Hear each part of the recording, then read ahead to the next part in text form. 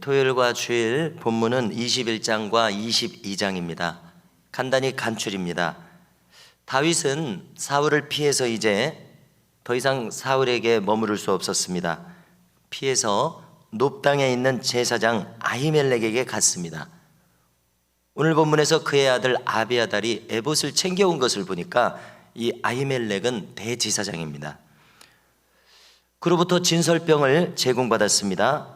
진설병은 성막 안에 떡상에 올려놓는 12덩이의 이스라엘 각 지파를 상징하는 그 떡이었습니다. 그래서 매 안식일에 떡을 새로 진설했었습니다. 그래서 내려온 떡을 다윗에게 줄 수가 있었습니다. 이제 성적으로 부정하지만 않으면 먹을 수 있다, 이렇게 하면서 제공했었습니다. 또 칼이 없다고 하니까 골리앗의 칼도 찾아서 제공해 줍니다. 자, 이어서 다윗은 사울을 피해서 블레셋의 땅에 가서 살려고 했습니다. 그래서 가드왕 아기스에게 의탁하려고 했었습니다마는 블레셋의 신하들이 다윗인 줄 알아보는 겁니다. 그 골리앗을 이기고 블레셋과 전쟁에서 여러 번 이겼던 다윗을 알아보는 겁니다. 그러자 다윗은 더 이상 거기 있을 수가 없었습니다. 그래서 침을 흘리면서 미친 척을 하면서 거기서 벗어났습니다. 위기를 모면했습니다. 22장 내용은 또 대단히 충격적인 내용이죠. 사울왕은 도액이라고 하는 좀 간사스러운 사람을 시켜서 다윗을 이렇게 도망하도록 도왔던 놉 땅에 아히멜렉 제사장 가문, 제사장 마을이었던가 보죠.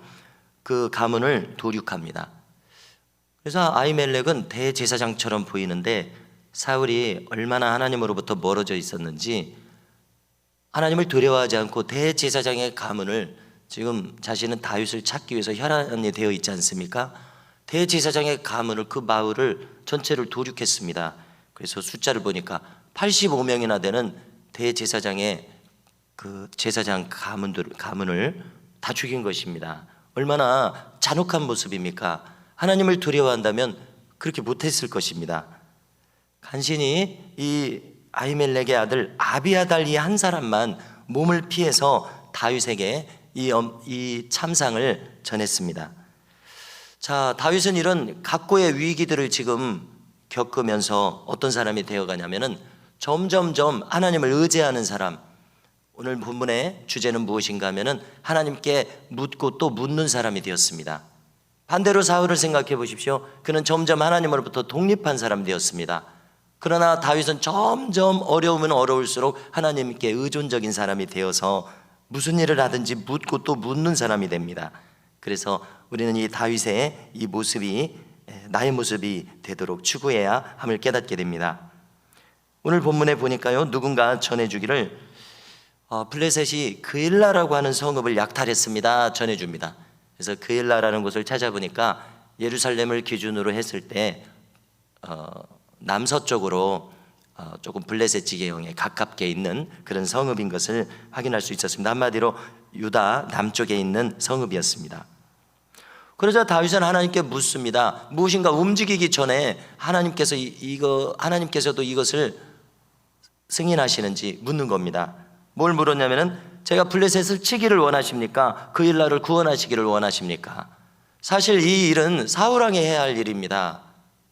다윗이 할 일이 아닙니다. 그런데 다윗이 보니까 그일라 사람들이 블레셋에게 약탈을 당하니까 블레셋 거민들을 불쌍히 여기는 겁니다. 하나님, 제가 다윗에게 이 일이 지금 들려졌지 않습니까? 그럼 이게 제가 할 일입니까? 하고 물었던 겁니다.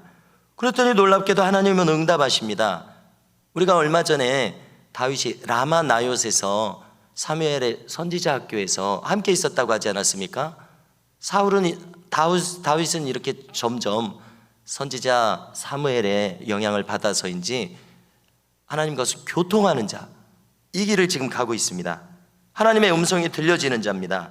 그일라를 구원하라는 하나님의 응답이 떨어졌습니다. 참으로 놀랍습니다. 자, 이때 다윗과 운명을 함께한 자들이 있었습니다. 오늘 본문 말미에 보니까 600명이나 되는 많은 사람들이 있었습니다. 그 사람들이 뭐라고 지금 이 일을 제기하냐면요, 자, 우리가 지금 유다 땅에 머물러 있어서 사울 왕의 표적이 되는 것도 두려운 일입니다. 그러나 하물며 군사 행동을 해서 사람들 다 알도록 그일라에 가서 이렇게 블레셋하고 전투를 벌이는 이 일을 해야 됩니까? 하고 묻는 겁니다. 그렇지 않아도 사울에게 쫓기고 있는데 확 드러내가지고 전쟁까지 하면서 우리 스스로 위기를 자초해야 됩니까? 이렇게 묻는 겁니다. 자, 그러니까 다윗은 신중한 사람이었습니다. 자기하고 함께한 사람들의 의견도 무시할 수 없었던 것이죠. 이분들의 말도 옳을 수 있으니까. 하나님께 응답을 받았음에도 불구하고 이분들이 이렇게 이 일을 제기하니까 또 하나님께 또 묻는 것입니다. 제가 음성을 맞게 들었는지 묻는 것이죠. 그랬더니 하나님께서 대답을 뭐라고 하시냐면은 그일라로 가라. 여기에 덧붙여서 아까는 얘기하지 않으신 얘기까지 하시는 것입니다. 블레셋을 내 손에 붙였노라. 확신까지 주십니다. 이렇게 다윗은 모든 행동을 할 때마다, 모든 새로운 상황이 생길 때마다 하나님의 뜻을 구하는 이런 사람으로 점점 연단되어져 갔습니다. 이제 6절을 보니까요, 마침 아비아달 제사장이 노베에서 도륙을 당했을 때 아히멜렉 제사장 가문이요, 아비아달 한 사람만 피해서 왔다고 하지 않았습니까? 이 사람이 에봇을 가지고 왔습니다. 그러니까 아히멜렉 대제사장의 뒤를 이어서 대제사장이 될 사람이죠. 그러니까 훈련을 잘 받아서 에봇이 필요하구나. 자, 에봇이 필요한 이유는 이것입니다. 에봇의 안주머니에는 우림과 둠밈을 넣는 곳이 있었습니다. 그러면 우림과 둠밈은 바둑 아래 흰 돌과 검은 돌이라고 생각하면 될 것 같습니다. 자, 이스라엘 백성들 땅을 분배할 때 제비 뽑기를 해서 분배하지 않았습니까? 하나님의 뜻인지 확실히 모르니까요. 그래서 에봇 안주머니에 있는 우림과 둠밈으로 묻는 것입니다. 예를 들어서 흰 돌이 나오면은 그렇다고 응답하신 것으로, 검은 돌이 나오면은 아니다라고 응답하신 것으로, 그렇게 하나님의 뜻을 최종적으로 분별하는 데 사용한 것입니다. 그러니까 이 아비아달 제사장은 에봇을 가져왔다는 얘기는 대제사장의 관복 성의이기도 하지만은 우림과 둠밈을 통해서 하나님의 뜻을 묻는 용도인 것을 확실히 알고 있었던 것이죠. 그래서 다윗이 지금 이 하나님의 뜻을 구할 때 가져온 이 에봇을 이제 요긴하게 사용할 수가 있습니다. 여기서 이제 최종적으로 우림이 나오느냐 둠밈이 나오느냐에 의해서요. 다윗이 이렇게 그일라에 이제 머물고 있었습니다. 그러니까 그일라 성읍을 구원했습니다. 하나님의 뜻에 부합하게요. 이미 응답을 받았었고요. 힘써서 그일라를 구원했습니다. 이렇게 그일라에 머물고 있었을 때 도처에 사울과 연통이 닿는 자가 있었겠죠. 사울에게 이것을 알렸습니다. 그러자 사울이 뭐라고 말합니까? 7절에 보니까 하나님이 그를 내 손에 넘기셨도다. 그가 문과 문빗장이 있는 성읍에 들어갔으니 갇혔도다 하고 이렇게 기뻐하면서 군사를 움직여서 그일라로 가서 다윗을 잡으려고 합니다. 여러분, 여기서 사울이 하나님을 거론하는 것이 눈에 보이지 않으십니까? 여러분, 사울이 하나님을 거론하고 있습니다마는 하나님으로부터 독립돼서 사는 사람인 것을 우리가 알게 되었습니다. 여러분, 얼마나 놀랍습니까? 하나님을 거론하면서도 하나님과 상관없는 자였습니다. 그러므로 우리도 나도 이런 자가 되지 않는 그런 길을 찾고 추구해야 함을 깨닫게 됩니다.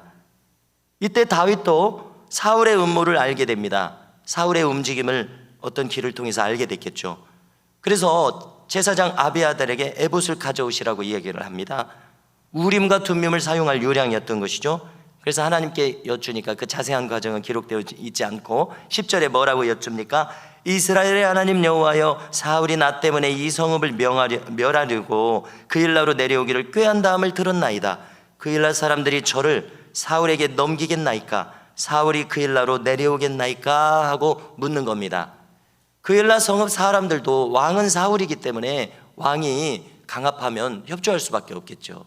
그러니까 다윗이 그러면 이 그일라 사람들이 그일라를 내가 구원해 줬음에도 불구하고 사울에게 넘기겠느냐, 이게 묻는 겁니다. 그리고 사울이 여기까지 쳐들어오겠느냐고 묻는 겁니다. 자, 하나님의 답변은 이것입니다. 그일라 거민들이 너를 사울에게 넘길 것이다. 사울이 쳐들어올 것이다. 이렇게 응답하십니다. 하나님의 뜻이 분명해졌습니다. 이렇게 다윗은 계속해서 묻고 있습니다. 다윗은 이제 결정을 내려야 합니다. 오늘 성경을 보니까 뭐라고 결정했습니까? 내가 그일라에 머물 수 없구나. 떠나야 되겠다. 그일라 성읍을 떠납니다. 다윗과 함께한 자는 600명이었습니다. 자, 그러자 그 일날을 떠나니까 또 이 사실을 사울에게 알리는 사람이 있었던 것이죠.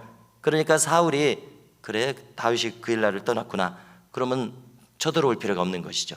그래서 군사를 움직이려던 애초의 계획을 취소합니다. 14절을 보니까 오늘 내용의 결론과 같습니다. 다윗이 어디를 가든지 사울이 그를 추격했습니다. 그랬을지라도 하나님께서 어디를 가든지 다윗을 보호하셨습니다. 사울의 손에 넘기지 않으셨습니다. 자, 이처럼 다윗은 하나님이 함께 하셔서 그를 위기에서 보호하시는 하나님으로 그에게 역사하십니다. 우리가 남은 인생을 이렇게 다윗처럼 하나님이 언제나 함께 하셔서 지켜주시는 사람으로 살아가야 될 것입니다. 그래서 오늘도 우리가 새벽에 기도할 때 우리 자녀손들을 위해서, 나의 가정을 위해서 이러한 기도가 따라야 할 것입니다. 다윗은 유대 광야로 방황유리하는 사람이 됩니다. 10광야 산골에도 도주하는 사람이 됩니다. 그러나 어디서든지 하나님 함께 하셨다고 기록합니다. 자, 오늘 말씀 보니까 이처럼 다윗은 크고 작은 일에 부지런히 하나님을 의존하면서 그 뜻을 묻는 사람들이었습니다. 내가 올라가리까 내려가리까. 그래서 우리도 하나님으로부터 독립돼서 살아가는 사람이 아니라 더욱 하나님께 의존적인 사람이 될 수 있기를 간절히 소망합니다. 어제 오후에 나눈 말씀이 떠오릅니다. 그런데 제가 생각해 보니까 이렇게 분별해서 이론적으로 말하는 것은 쉬운데 실제로 내가 그런 사람이 되는 것은 어렵겠다는 마음을 가지게 됩니다. 무엇인가 하면은요, 우리 안에 많은 여러 가지 생각들이 있을 수가 있습니다. 그것을 잘 분별하는 훈련이 하루아침에 되지는 않겠구나 생각합니다. 자, 어떻게 분류를 해드렸느냐면요, 내 속에서 떠오르는 나의 혼적인 생각이 있습니다. 그런가 하면 만약 말씀과 기도로 내가 잘 훈련이 되어진다면 이렇게 조용히 떠오르는 나의 영의 소리가 있을 것입니다. 그런가 하면 놀랍게도 가룟 유다처럼 사탄이 주는 음성이 있을 것입니다. 만약 우리가 이것을 분별해낼 수 있는 사람이라면 대단히 많이 훈련된 사람일 것 같아요. 누구라도 이것을 분별하는 것이 쉽지는 않을 것 같습니다. 사탄이 나에게 이런 악한 생각을 집어넣어 주는구나, 분별할 수 있다면 내가 물리칠 수가 있겠죠. 워낙 순식간에 일어나는 일이라 분별을 못하는 경우도 많을 것 같습니다. 자, 그런가 하면은 내가 이제 깊은 기도로 들어간다면 하나님의 영의 소리가 들려옵니다. 어떻게 생각하십니까? 이론적으로는 이렇게 분별이 가능합니다. 그런데 사실 이것을 깨닫는 것도 쉽지는 않을 것 같아요. 그러나 실제로 이것을 분별해낼 수 있다는 것은 또 더 놀라운 일일 것 같습니다. 바라고 소망하기는 우리가 이처럼 나의 혼의 소리, 나의 영의 소리, 그 다음에 악한 자의 소리, 또 더 깊은 하나님의 영의 소리를 점점 분별할 수 있는 길을 추구해 나갈 수 있기를 간절히 소망하고 축복합니다. 다윗은 그렇게 살아갔던 것 같습니다. 우리도 그렇게 될 수 있기를 원합니다.